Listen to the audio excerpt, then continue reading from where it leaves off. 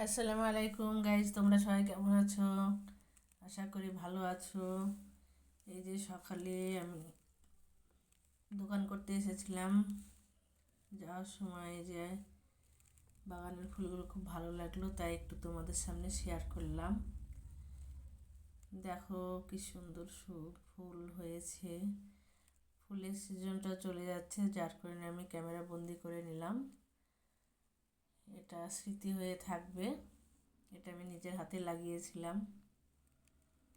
Camera ঠিকঠাক আসছে না, প্রচুর রোদ ছিল, যার কারণে কিন্তু ফুলগুলো খুব সুন্দর হয়েছে।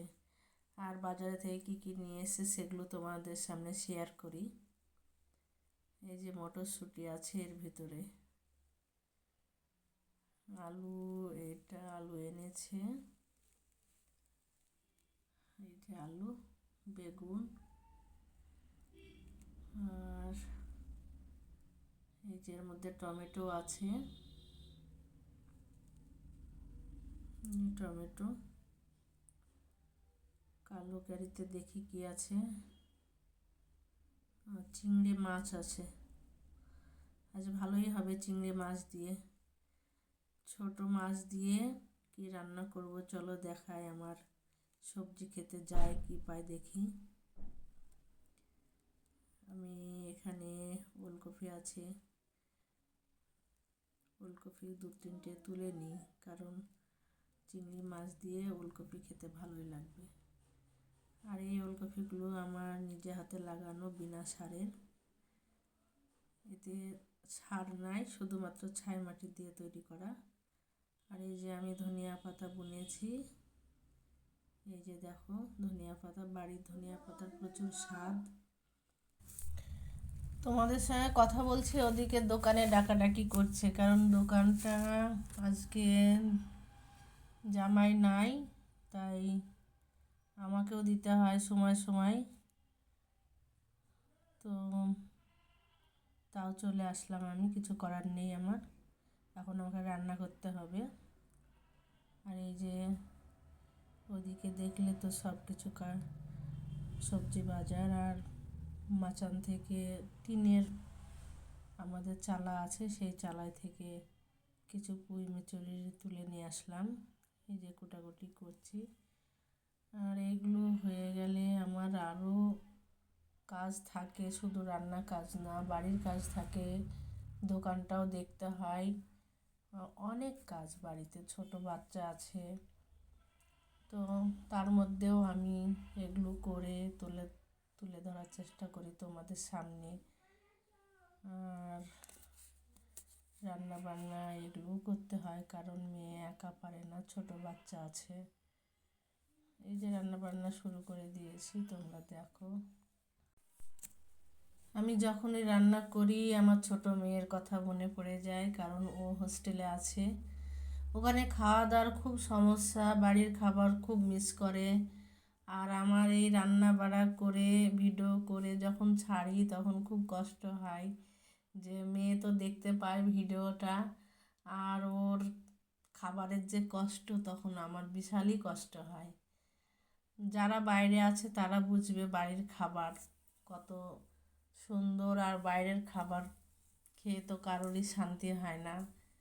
যারা বাইরে থাকে বা পড়াশোনার জন্য যারা কোনো কলেজে থাকে বা হস্টেলে থাকে বা পিজিতে থাকে, তারা বুঝতে পারবে যে বাড়ির খাবারের কত মজা। কিন্তু ওটা তো বাইরে হয় না, মেসেও হয় না, কোথাও হয় না। তো যখন এই খাবারগুলো আমি তৈরি করি, বাড়িতে যাই করি না কেন, সবজি ডাল, বাড়ির খাবারের একটা টেস্টই আলাদা। সেই টেস্ট কিন্তু কোথাও পাই না, কেউ পায় না। আমার মেয়ে তো বলে যে বাড়ির আমার সবচাইতে মিস করি আমি, সেটা হলো বাড়ির খাবার। আমাদের কথা তো অবশ্যই মনে পড়ে, কিন্তু বাড়ির খাবারটা ওর বেশি বেশি মনে পড়ে, কারণ 3 বেলায় ওর খাবার কষ্ট। তারপরে টাইমও মেলে না যে ঠিকঠাকভাবে বসে খাবে, সেই টাইমটাও পায় না। তো আজকে রান্না করতে করতে তোমাদের সামনে আমার মেয়ের কথা বলে ফেললাম। আমার খুব কষ্ট হয়, যার কারণে আমি এই কথাগুলো বলে ফেললাম। তো গাইস, তোমরা কে কোথায় থেকে দেখছো আমি জানি না, তবে যারা বাইরে থাকো তারা বলতে পারবে যে বাইরের থেকে পড়াশোনা করাটা কত কষ্ট। আর তার চাইতে বড় কষ্ট হচ্ছে খাবার দাবার, যে খাবার দাবারগুলো খেয়ে শান্তি পায় না। তোমরা জানাবে কে কোথায় আছো বা কোথাও পড়তে গিয়েছো কি না। স্টুডেন্টরা ভালো বলতে পারবে, যারা বাইরে থেকে পড়াশোনা করো তারা বলতে পারবে ভালো। এবং যারা যেসব ভাইয়েরা বাইরে কাজে গিয়েছে তারাও বলতে পারবে যে বাড়িতে মায়ের হাতে বা স্ত্রীর হাতে রান্না কতটা সুস্বাদু, বলতে পারবে। তো জানিও কমেন্টে তোমরা যে কে কোথায় থেকে আমার ভিডিও দেখছো।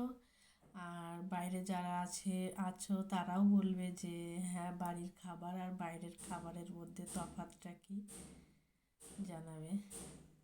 তো চলো আমি রান্নাটা একটু দেখাই। আজকে তো শুধু গল্পই হলো, রান্না তোমাদের ঠিকঠাকভাবে দেখাতে পারলাম না।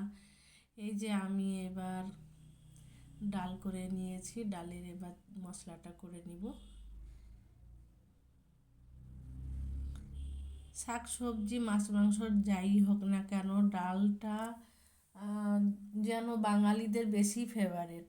ডাল থাকলে ভালোই লাগে। ডালের সঙ্গে যে কোনো একটা তরকারি, সে আলু সিদ্ধ হোক, আলু ভাজা হোক, যাই হোক না কেন, ডালটা থাকলে ব্যাস। একটা লঙ্কা লেবু দিয়েও ভাতটা খাওয়া যায় ডাল থাকলে।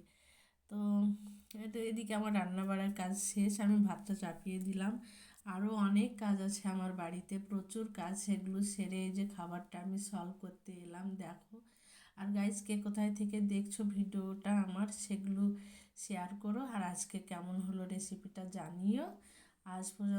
আজকে এ পর্যন্ত। আল্লাহ হাফিজ।